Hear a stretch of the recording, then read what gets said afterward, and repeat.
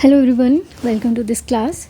आज हम बात करेंगे आरटीआई के बारे में। ठीक है, शुरुआत हम आरटीआई से कर रहे हैं। उसके साथ साथ सारे जितने भी इम्पोर्टेंट एक्ट्स हैं किसके लिए, जो भी बैंकिंग एग्ज़ाम्स हैं। ठीक है, तो अभी हम जिसके लिए प्रिपेयर कर रहे हैं वो है IBPS एसओ का, जो मेंस होने वाला है 2025 में, उसके लिए। उसके साथ साथ जो अभी 2024 हमने दिया है, ठीक है, उसका इंटरव्यू है, कभी भी कंडक्ट हो सकता है। अभी कोई डेट आई नहीं है, है ना, तो मोस्ट प्रोबेबली फैब में हो सकता है। उसके लिए हम ये जो क्लास है वो कंडक्ट करा रहे हैं। चलें, बात है आरटीआई एक्ट की, राइट टू इंफॉर्मेशन। ठीक है, पहले बात तो ये राइट किसका है, ओनली सिटीजन्स का। ठीक है, चलें, ये जो है डेट 15 जून 2005, ये डेट मेंस के लिए इम्पोर्टेंट है। ठीक है, अच्छा जी, मैं आपको बताती चलूँगी कौन सा मेंस का पार्ट है और कौन सा इंटरव्यू का है। ठीक है, उससे ज़्यादा पूछा नहीं जाएगा, 99.9% मैं बता रही हूँ आपको, उससे अलग आपसे नहीं पूछा जाएगा जितना मैं इस वीडियो में कवर करूँगी। चलें, ये डेट है आपकी मेंस के लिए इम्पोर्टेंट है, कुछ एक्ट्स की पूछ ली जाती है। नेक्स्ट है, ये आपका पार्ट है जो है ये इंटरव्यू का है। ठीक है, कि आरटीआई एक्ट की ज़रूरत क्यों पड़ी थी, to promote the transparency and accountability. किसकी, पब्लिक अथॉरिटीज़ जो हैं उनकी ट्रांसपेरेंसी की बात हो रही है, उनकी अकाउंटेबिलिटी की बात हो रही है। उसके अलावा ये एक्ट रिक्वायर करता है कि हमारे जो सिटीज़न हैं वो क्या है, इन्फॉर्म्ड सिटीज़न हो। ठीक है, दोबारा ये बात आ गई है कि सिटीजन्स को ही सिर्फ ये राइट मिला हुआ है। उसके अलावा optimal use of the limited physical resources and the prevention of confidentiality of the sensitive matter. क्या हर एक मैटर पे, हर एक पब्लिक मैटर पे जो है आरटीआई अप्लाई होता है? नहीं होता। क्यों? क्योंकि there are certain sensitive matter, जैसे कि डिफेंस का, ठीक है, जहाँ पे पब्लिक सिक्योरिटी की बात हो, नेशनल सिक्योरिटी की बात हो, वहाँ पर आरटीआई एक्ट जो है वो एप्लीकेबल नहीं होगा। नेक्स्ट है, harmonise this conflict interest while preserving the paramountcy of the democratic idea. मतलब हार्मोनाइज करना, जैसे अभी हमने ये बात की है ना कि कुछ सेंसिटिव मैटर है जो हम डिस्क्लोज नहीं कर सकते, otherwise almost everything which is in the public domain या पब्लिक अथॉरिटी से रिलेटेड कोई भी बात है वो पब्लिक डोमेन में होगी। Right, information of citizen who deserve to have it. Next है हमारा चैप्टर फर्स्ट। चैप्टर फर्स्ट में हमारा ये देखें, ये मेंस का है कि मतलब ये सच नहीं पूछा जाएगा, ये इन केस पूछा जाए तो पूछा जाए, वरना नहीं पूछा जाएगा। उसके अलावा यहाँ पे बस ये चीज़ है कि 100 जैसे ही एक्ट पिक्चर में आया उसके 120 दिन तक, ठीक है, ये इसकी इन्फोर्समेंट के लिए काम चला। उसके बाद है डेफिनेशन का पार्ट। डेफिनेशन में सब नहीं पढ़ना आपको। अप्रोप्रिएट गवर्नमेंट में कौन सी आएगी, central government, state government and union territory में जो एडमिनिस्ट्रेशन होता है ना, ठीक है, वो सारा। उसके अलावा ये जो सारी चीज़ें हैं ये हम आगे सेक्शन में पढ़ेंगे, जैसे सेक्शन 12 में पढ़ेंगे, सेक्शन 5 में। यहाँ से पूछा नहीं जाएगा, पढ़ने की ज़रूरत नहीं है, यू कैन स्किप। अब आता है competent authority which is very important. ठीक है, देखें मेंस में भी आपके क्या आते हैं, ऑब्जेक्टिव क्वेश्चन आते हैं, तो आपको ऑब्जेक्टिव की तरह ही तैयार करना है इन्हें। सी, अब कॉम्पिटेंट अथॉरिटी में कौन सी अथॉरिटीज़ आ सकती हैं, देखें ऐसे, ये और ये। अगर आप इन्हें ध्यान से देखेंगे तो क्या होगा, लेजिस्लेचर, जुडिशरी एंड एग्जीक्यूटिव, यानी कि उनके हेड कौन है, स्पीकर एंड यहाँ पे chairman of Lok Sabha, speaker of Lok Sabha, chairman of Rajya Sabha. उसके अलावा chief justice of India, chief justice of high court of, देखें अब यहाँ पे सुप्रीम कोर्ट और हाई कोर्ट। उसके अलावा गवर्नर, प्रेसिडेंट और एडमिनिस्ट्रेटर। ठीक है, यहाँ पे कंफ्यूज नहीं होना। उसके अलावा है इंफॉर्मेशन। इंफॉर्मेशन किस फॉर्म में, क्या होगा इंफॉर्मेशन में, any material in any form including records, documents, memos, email, opinions, advice, press release, circulation, orders, log books, contracts, report. Simple सी चीज़ें पढ़ लेना। ठीक है, उसके बाद ये नहीं पूछा जाएगा, मैंने मतलब इन केस मेंशन कर दिया कि बाय रूल्स हैं। अब है public authority which is important. Public authority में देखें, मीन्स एनी अथॉरिटी और अ बॉडी और the institution of self government established और कॉन्स्टिट्यूटेड, को किसने कॉन्स्टिट्यूट किए हैं कि वो हमारी गवर्नमेंट अथॉरिटी या पब्लिक अथॉरिटी बनेंगी, जो कॉन्स्टिट्यूट हुए हैं under the constitution, by any other law made by the parliament, by other law made by the state legislature, by notification issued or order made by the appropriate government. right? इसके अलावा कुछ नहीं याद करना आपको। अब इसके अलावा क्या इंक्लूड होता है इसमें, कंट्रोल और सब्सटेंशियली फाइनेंस्ड, बॉडी जो है कंट्रोल या फिर नॉन गवर्नमेंट ऑर्गेनाइजेशन जिसे हम एनजीओ बोलते हैं, जो गवर्नमेंट फंडेड होती है, सब्सटेंशियली फाइनेंस्ड। अब इन दोनों, इस वर्ड का क्या मतलब है, फाइनेंशियली सब्सटेंशिएट का, यानी कि जैसे हम गवर्नमेंट फंडेड स्कूल होते हैं, ठीक है, एडेड स्कूल जिन्हें हम बोलते हैं, जो गवर्नमेंट फंड करती है जिन्हें, वो सारे। नेक्स्ट है हमारा रिकॉर्ड। रिकॉर्ड में क्या इंक्लूड होगा, कोई भी डॉक्यूमेंट, मैन्युस्क्रिप्ट, फाइल, ठीक है, सारी चीज़ें पढ़ लेना, बस ये रिकॉर्ड का पार्ट है, एक रीडिंग देनी है आपको। अच्छा जी, ये मेंस के लिए इंपॉर्टेंट है, सिमिलरली ये भी हमारा मेंस का पार्ट है, ठीक। चलें, अब है right to information which is very very important, section भी इंपॉर्टेंट है, उसके साथ डेफिनेशन भी। राइट टू इंफॉर्मेशन में क्या इंक्लूड होगा, means the right to information. अच्छा जी, ये मेंस प्लस इंटरव्यू दोनों के लिए इंपॉर्टेंट है कि राइट टू इंफॉर्मेशन में क्या आएगा। Means the right to information accessible under this act which is held by or under the control of any public authority includes the right to inspection of the work documents and records, यानी कि इसमें inspection है, taking notes ले सकते हैं, extracts ले सकते हैं, सर्टिफाइड कॉपीज़ ले सकते हैं, ठीक है, सर्टिफाइड सैम्पल्स ले सकते हैं मटेरियल के, obtaining the information the form of disk, floppies, tape etcetera, ठीक है, ये सारी चीज़। तो ये हमारा क्या आ जाएगा, इन्फॉर्मेशन जब हम ले रहे हैं, सीख कर रहे हैं इन्फॉर्मेशन, तो इसमें सारी चीज़ें इंक्लूड हो जाएंगी। उसके अलावा ये सारी चीज़ें फिर से वही आ गई, हम जब सेक्शंस पढ़ेंगे 15, 16, 5 ये सारे, तो उसमें देखेंगे। अच्छा जी, थर्ड पार्टी क्या होगी, means a person other than a citizen making a request for information includes a public authority. अब ये कह रहे हैं कि सिटीजन से अलग, मतलब ये नहीं है कि नॉन सिटीजन्स, इसका मतलब ये है कि ए, बी और सी, ठीक है। ए क्या है, एक पब्लिक अथॉरिटी है, ठीक है, कोई भी।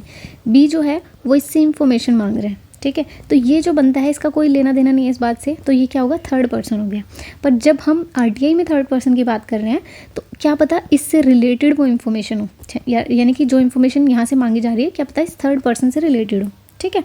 अच्छा जी, तो ये जो थर्ड पर्सन है, क्या वो एक पब्लिक अथॉरिटी हो सकती है, यानी कि कोई दूसरी पब्लिक अथॉरिटी जो है उसके बारे में बात हो सकती है, बिल्कुल, ठीक है। यही बात यहाँ लिखी हुई है कि क्या थर्ड पर्सन, और ये मेंस के लिए इम्पोर्टेंट है। चलें, अब आ जाता है हमारा chapter 2 which is right to information. चलें, right to information and obligations of the public authority किसको मिला है, ऑल द सिटीजन्स। तो क्वेश्चन आपसे क्या पूछा जा सकता है, पहली बात तो ये है मेंस प्लस इंटरव्यू के लिए, ठीक है। अच्छा जी, मेंस में तो सिंपल ही क्वेश्चन आएगा कि किसको दिया गया है, क्या इसमें फॉरेनर्स इंक्लूड होते हैं, क्या ऑल सिटीजन्स को दिया गया है, क्या सर्टेन सिटीजन्स को दिया गया है, या फॉरेनर्स को दिया गया, कोई भी क्वेश्चन आपसे बना के पूछा जा सकता है। अच्छा जी, इसके अलावा आपको कंफ्यूज करने के लिए इंटरव्यू में पूछा जा सकता है कि क्या कोई कंपनी है जिसे ये राइट मिला है, आप बताएं कि कंपनी कोई सिटीज़न है, उसको सिटीजनशिप मिली हुई है, नहीं, ठीक है। कंपनी एक एंटिटी है बट एक सिटीज़न नहीं है, यानी कि इसका जो मेंबर होगा, कोई भी मेंबर होगा, वो एक सिटीज़न होगा, चाहे वो बोर्ड ऑफ डायरेक्टर्स हो, ठीक है, मैनेजर हो, CEO, कोई भी हो।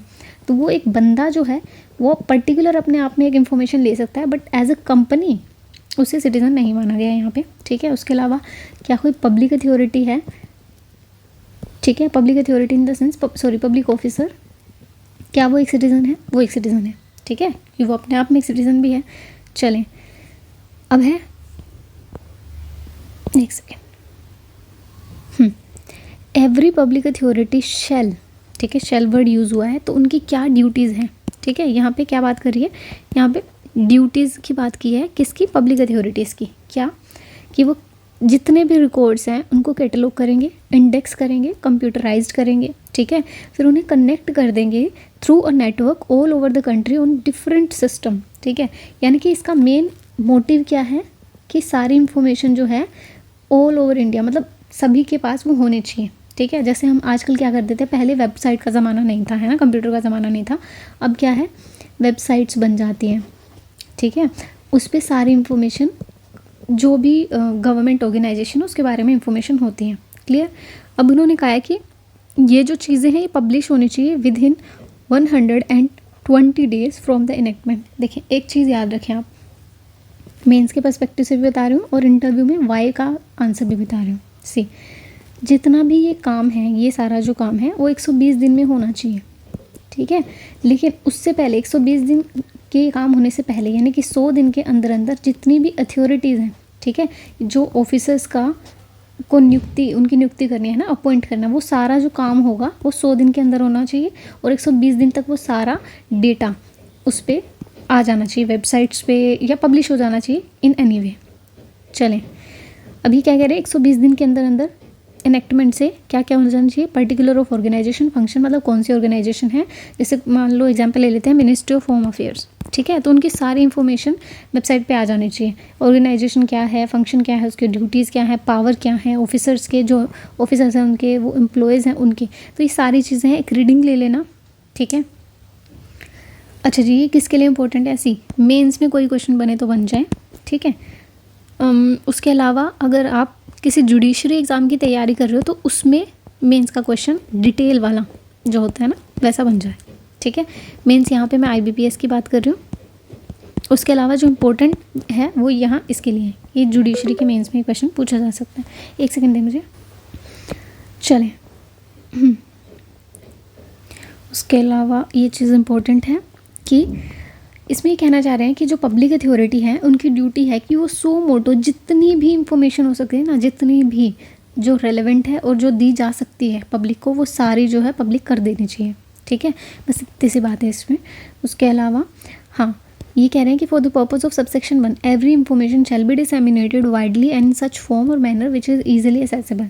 अब डिसएमिनेट करनी है, डिसएमिनेट का मतलब होता है फैला देना, मतलब बांटना, सारी इंफॉर्मेशन देना है सबको, ठीक है।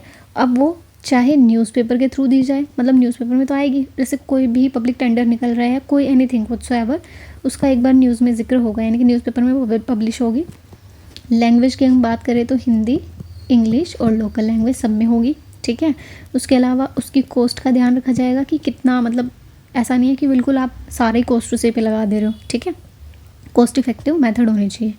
अच्छा जी, फोर्थ कह रहा है कि और material shall be disseminated taking into consideration the cost, जैसे हमने अभी बात करी थी, ठीक है। लोकल लैंग्वेजेस, यानी कि ये ऐसा है कि मान लो जैसे साउथ इंडिया है, ठीक है, वहाँ पे हिंदी कम यूज़ होती है ना, तो वहाँ पे आप सारी इन्फॉर्मेशन हिंदी में दे रहे हो तो कुछ लोग पढ़ेंगे, कुछ नहीं पढ़ेंगे, कुछ को समझ आएगी, कुछ को नहीं आएगी, ठीक है।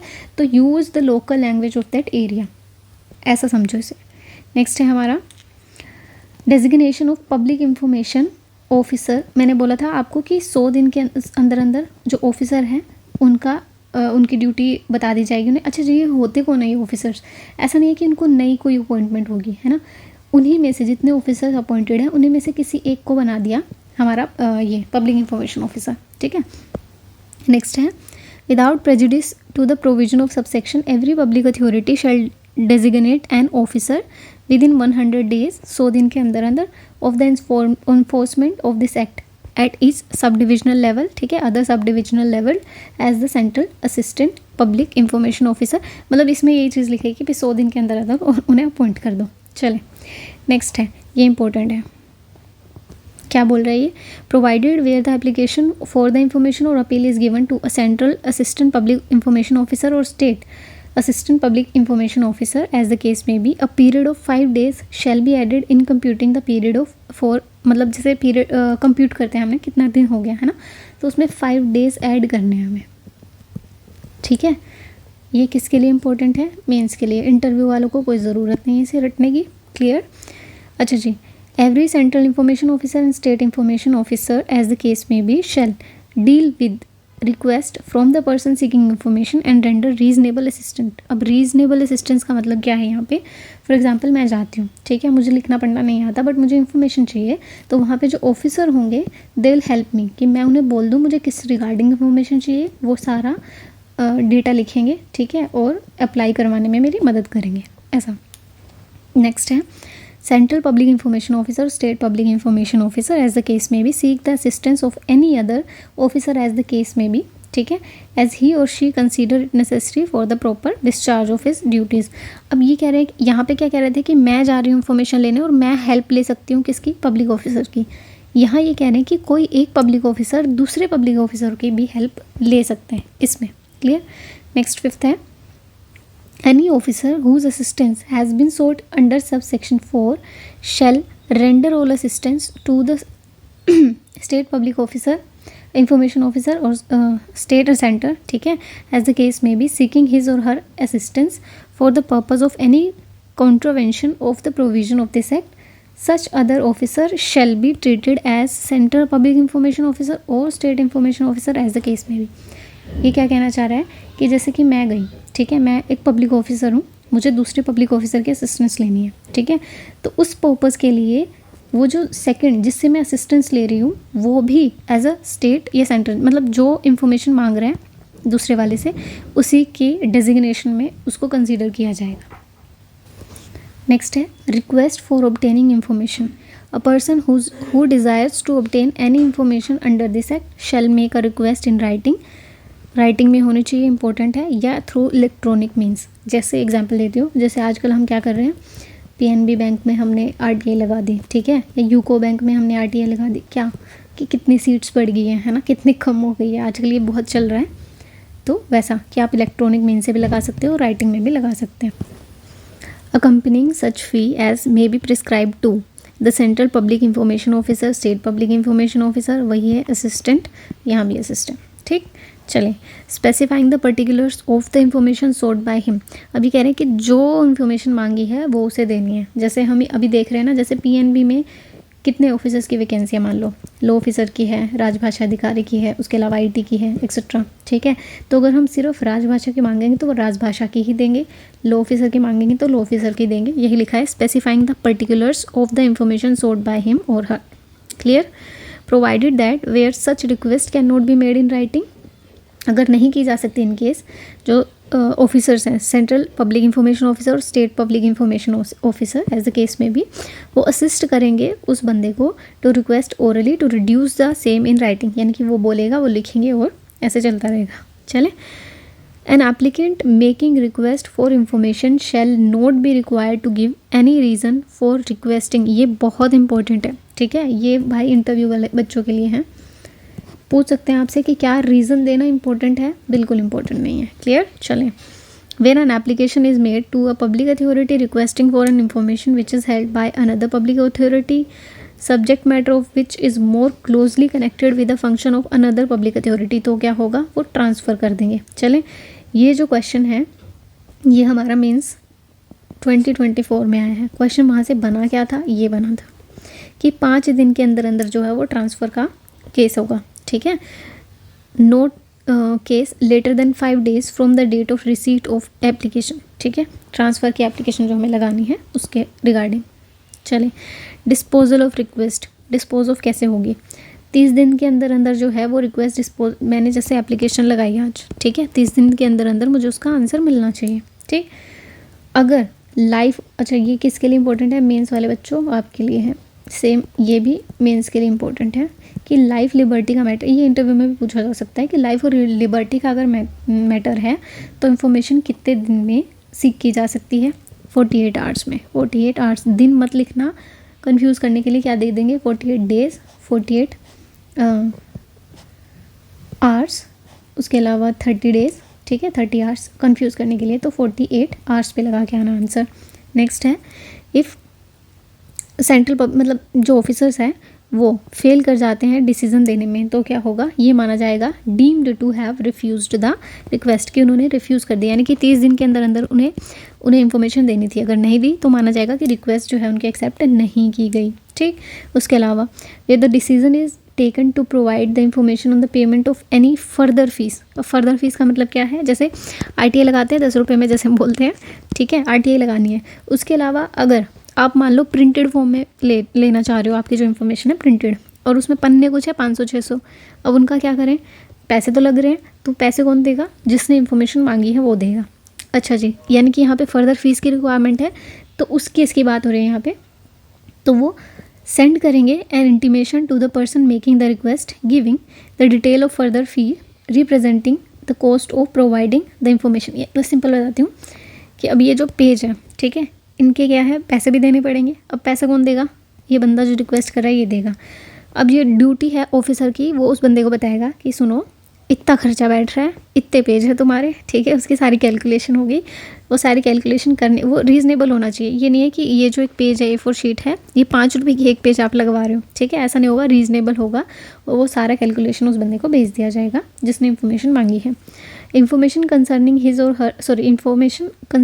और हर right with respect to review the decision on an amount of fees charge or from the access provided including the particular of the appellate authority, time limit, process and any other. उसमें ये भी mention होगा कि अगर आप इसके regarding review भी कर सकते हो, ठीक है। उसके अलावा ये मतलब मेंस में पूछा जाए तो पूछा जाए, अदरवाइज़ नहीं पूछा जाएगा। उसके अलावा ये क्या है कि अगर आप सेंसरली डिसेबल हो, ठीक है, यानी कि लीगली इम्पेयरमेंट, यानी कि मान लो आंखें नहीं है, देख नहीं पा रहे हो, है ना, बोल नहीं सकते हो, लिख नहीं सकते हो, एनी केस में भी भाई हाथ नहीं है, तो यहाँ पे आपको असिस्टेंस प्रोवाइड की जाएगी, ठीक। चलें, ये कह रहे हैं कि where access to the information is provided in the printed or any other electronic format, applicant shall subject to the provision of. अच्छा जी, आपको क्या सेक्शंस रटने की ज़रूरत है? नहीं, मेन सेक्शन कर लेना, सेक्शन रटने की भी ज़रूरत नहीं है, ठीक है। चलें ये इम्पोर्टेंट है। ये कह रहे हैं कि अगर 30 दिन के बाद आप इंफॉर्मेशन 31st डे में दे रहे हो, नहीं सॉरी ये वही है, ये है कि BPL अगर फैमिली से आप बिलोंग कर रहे हो, ठीक है, तो आपको फ़ीस देने की ज़रूरत नहीं है। क्लियर। नेक्स्ट, ये कह रहे हैं कि not with standing anything contain in subsection 5, person making request for information shall be provide the information free of charge. जैसे मैंने अभी बोला कि 31 दिन हो गए हैं, 30 से नेक्स्ट डे हो गया है, तो फ्री ऑफ चार्ज जो है आपको इन्फॉर्मेशन मिलेगी।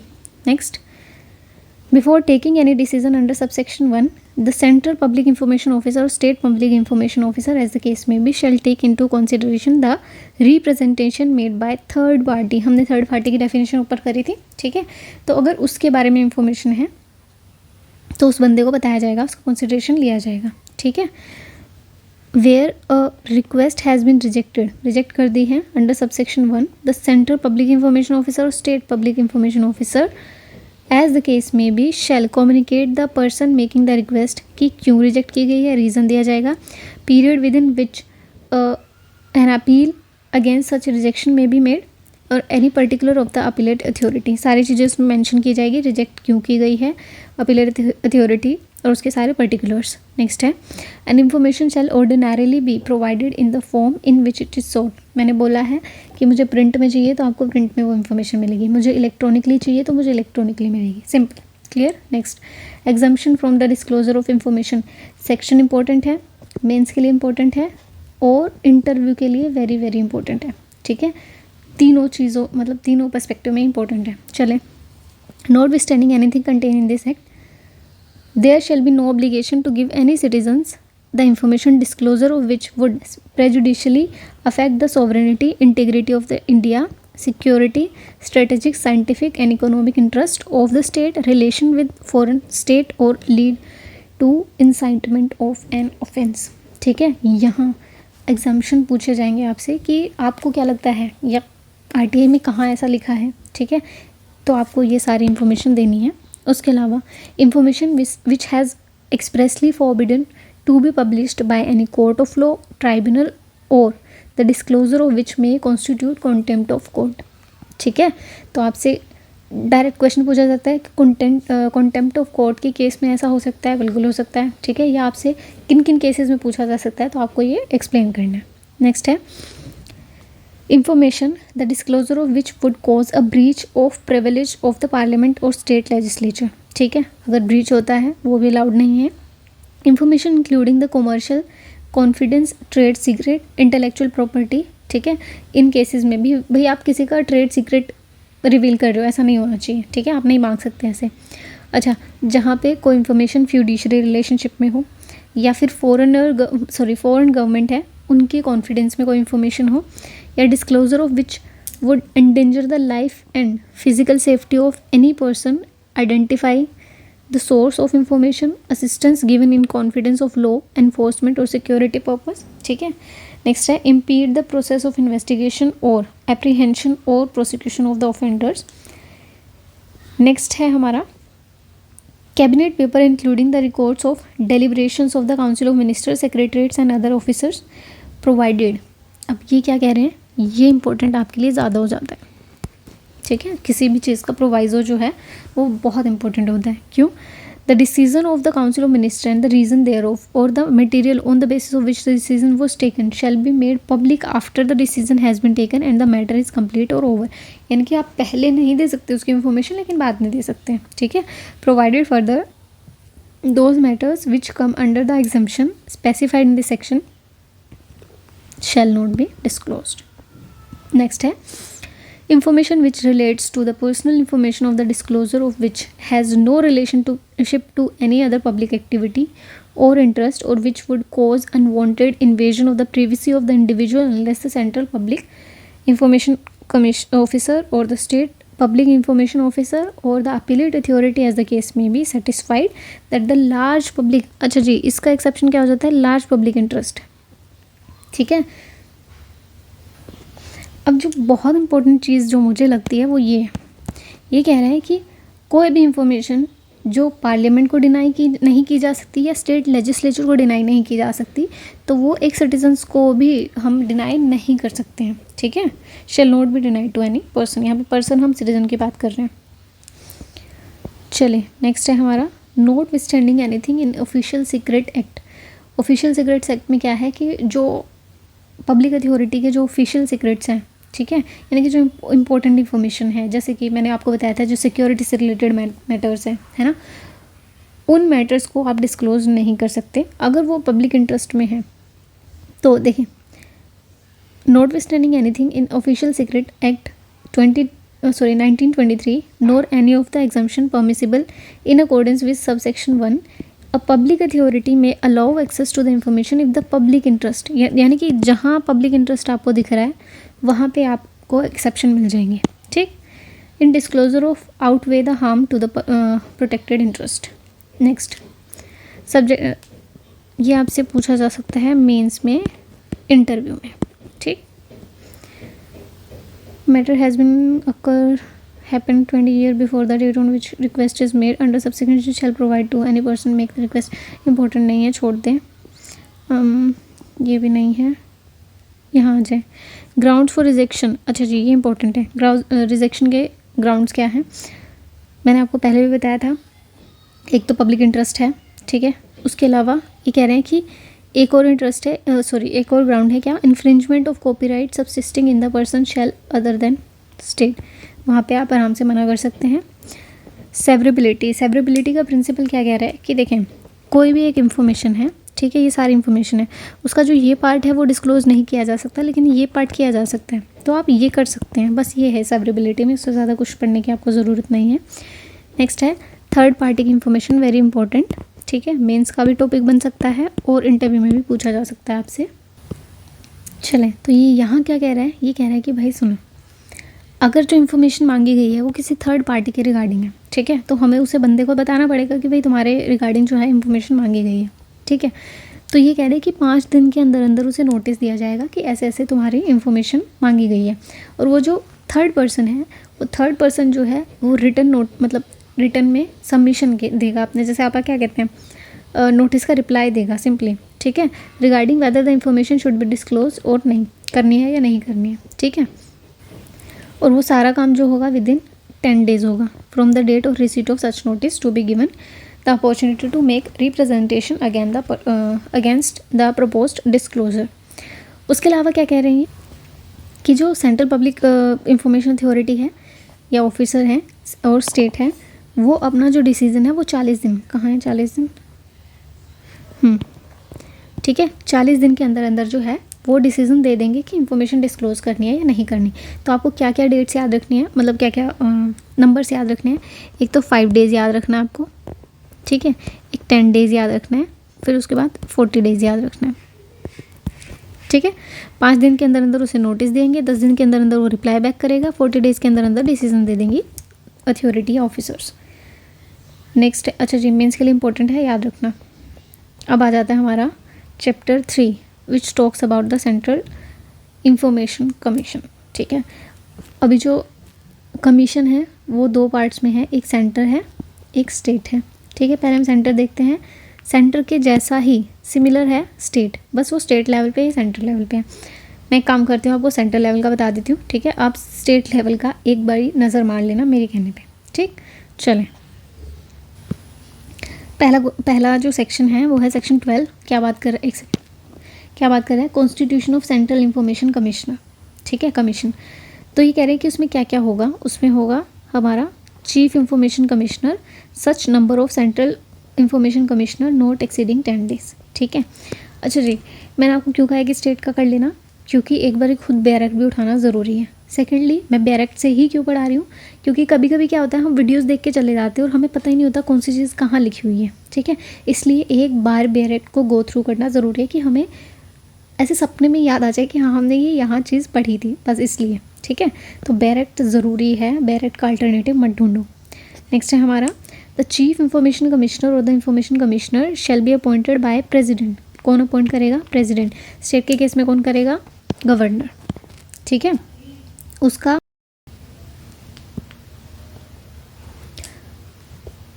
Hello everyone, welcome to the next class of RTI. आज हम बात करेंगे सेक्शन 12 से। ठीक है, सेक्शन 11 तक हमारा लास्ट क्लास में हो गया था, सेक्शन 12 हमने शुरू कर दिया था बट वीडियो कट हो गई है, कोई बात नहीं, हम नेक्स्ट जो है यहाँ से शुरू करते हैं।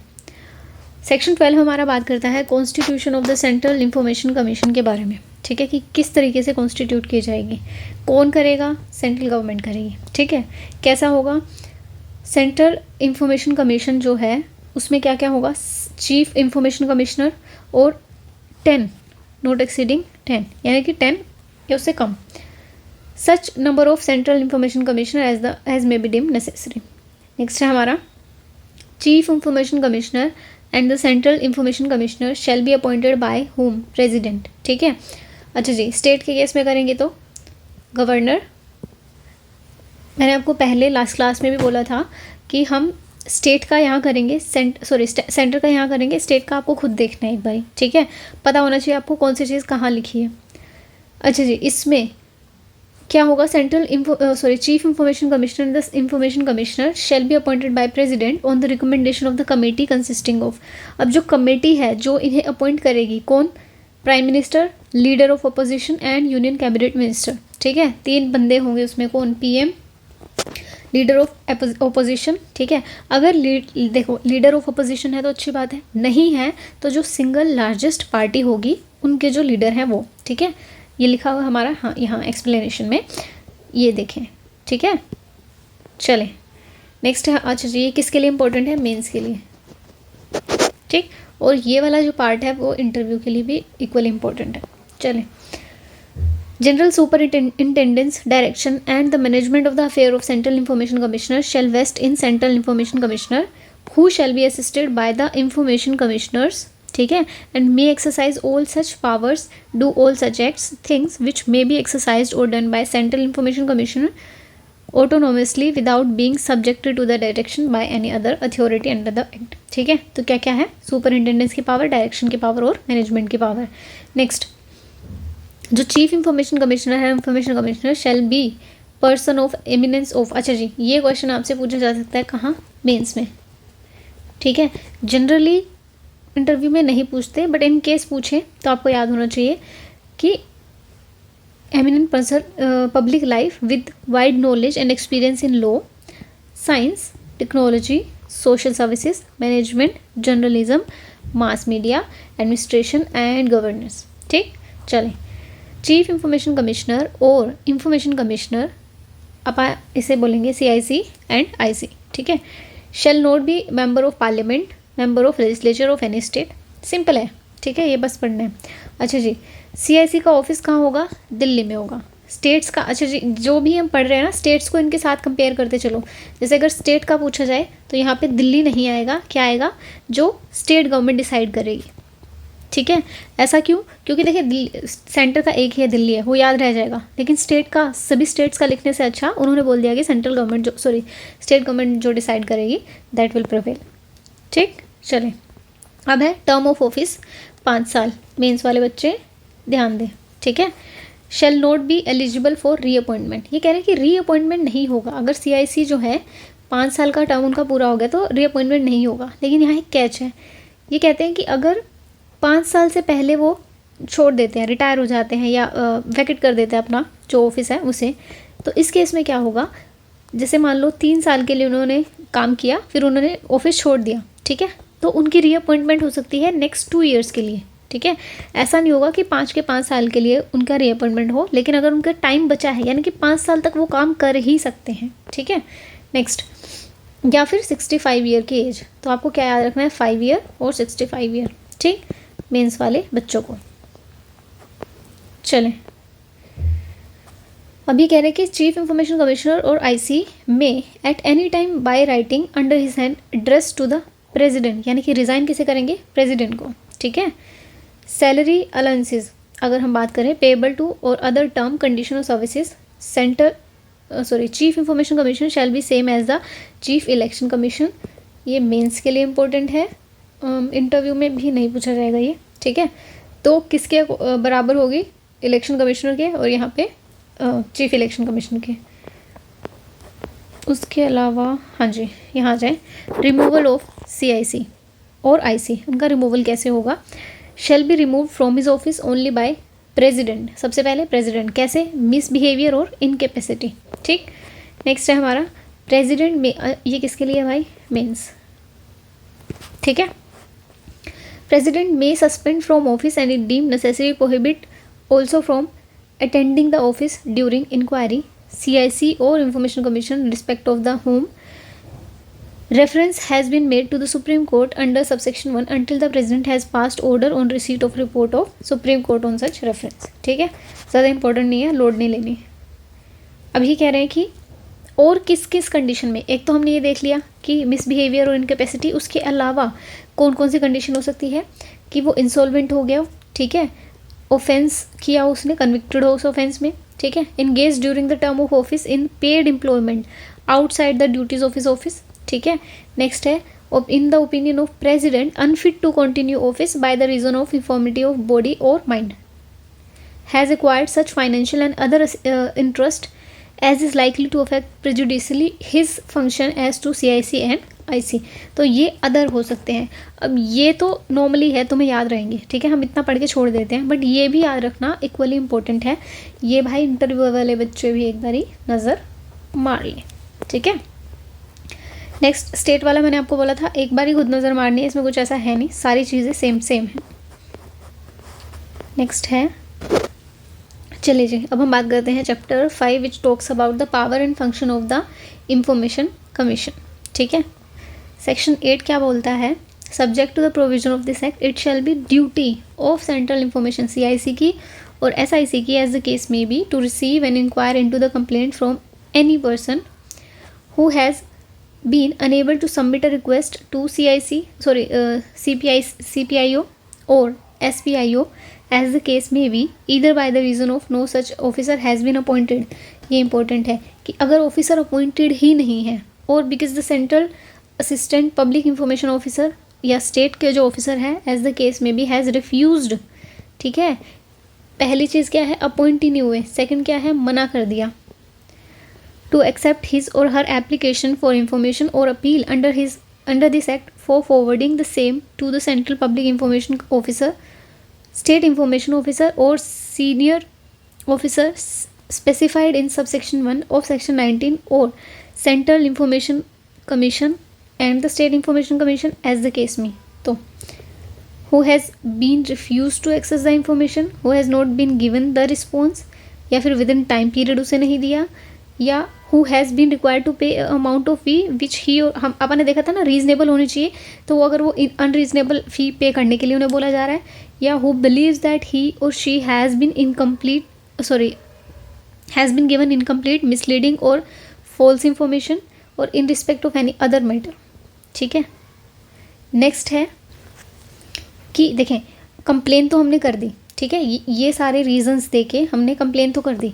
अब ये कह रहे हैं कि वेयर CIC और SIC as the case may be satisfied word important है, that there are reasonable ground to inquire into the matter it may initiate an inquiry in respect thereof. तो वहाँ पे इंक्वायरी शुरू हो जाएगी। अच्छा जी, अभी ये जो पार्ट है ना ये इम्पोर्टेंट है इंटरव्यू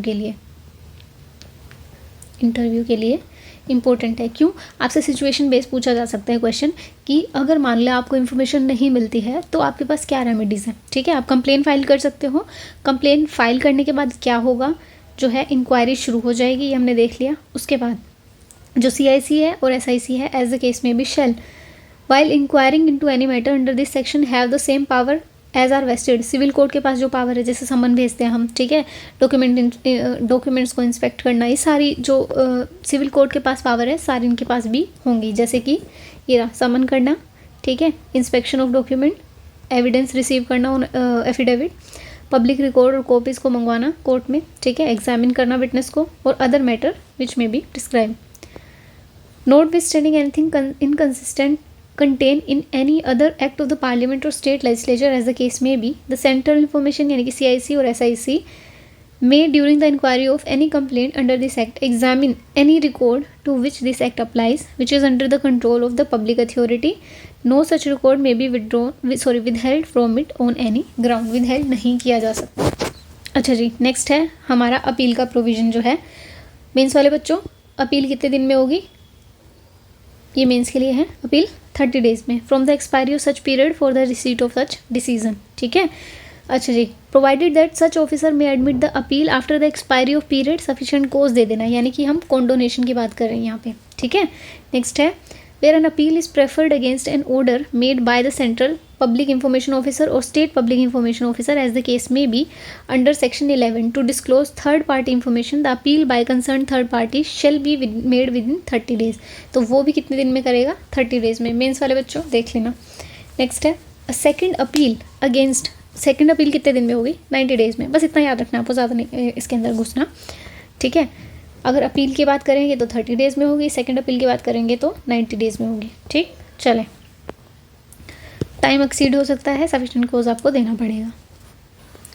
चलें, अब जो अपील का जो डिसीज़न आया, ठीक है, वो अगर थर्ड पर्सन के अगेंस्ट है तो उसे रीजनेबल अपॉर्चुनिटी दी जाएगी, अपॉर्चुनिटी ऑफ बीइंग हर्ड, यानी कि उस पार्टी को भी सुना जाएगा।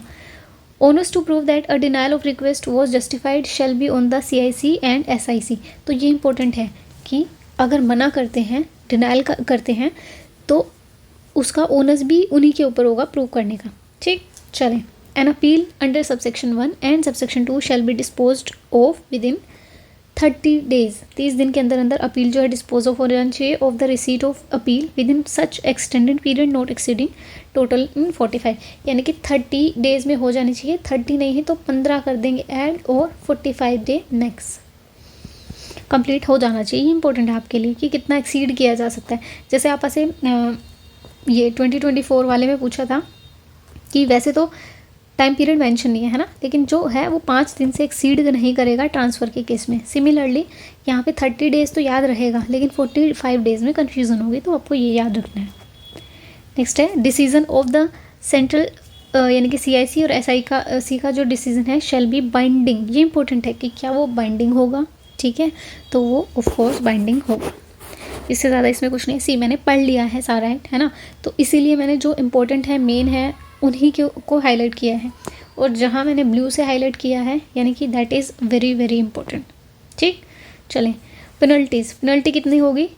250 रुपीज़ ईच डे, ठीक है। ईच डे के हिसाब से 250 रुपीज़ होगा। इज़ रिसीव्ड और information is furnished. So however the total amount of such penalty shall not exceed 25,000 rupees, यानी कि 25,000 से ज़्यादा एक्सीड नहीं करना चाहिए, ठीक है। पर डे का 250 और 25,000 से ज़्यादा एक्सीड नहीं करेंगे। ये किस केस में है? जैसे किसी ने रिफ्यूज़ कर दिया या एक्सेट्रा।